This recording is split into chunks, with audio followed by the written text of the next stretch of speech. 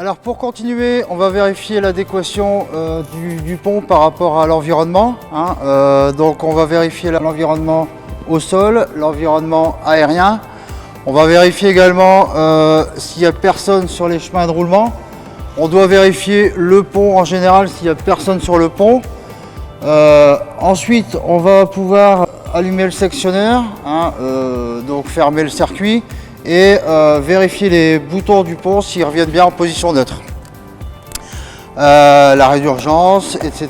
Donc ça fait partie de l'adéquation du pont roulant. Alors pour continuer les vérifications, il faut vérifier les différents mouvements.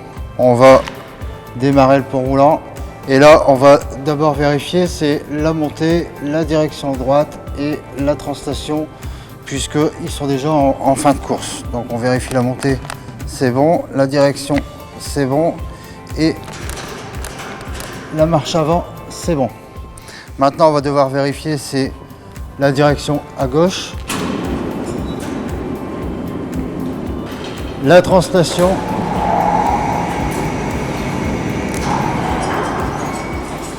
et la descente.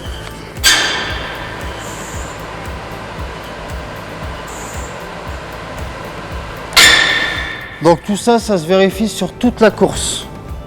On peut pas vérifier juste sur 2 mètres de long.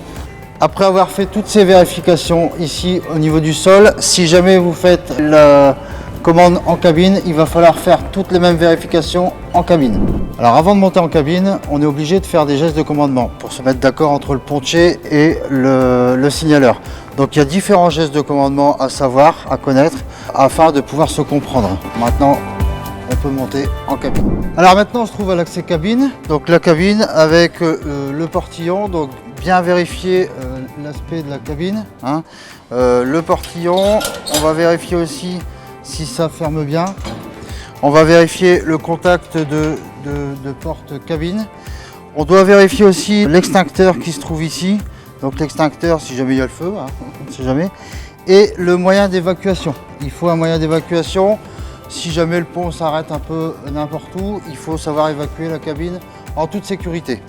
En montant dans la cabine, je vais pouvoir fermer le portillon, bien s'assurer qu'il est bien fermé.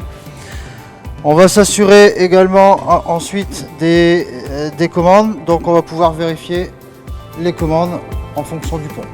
Alors ici on se trouve dans la cabine où vous avez à peu près les mêmes boutons que sur la boîte à boutons, sauf que ici c'est en joystick. Donc joystick, vous avez 2 joysticks différents où il y a le premier montée-descente, il y a le deuxième la direction du chariot et la translation du pont roulant avec le bouton présence homme-mort et le bouton de klaxon. En sécurité, on a aussi l'arrêt d'urgence, on a le bouton marche et on a le bouton arrêt marche.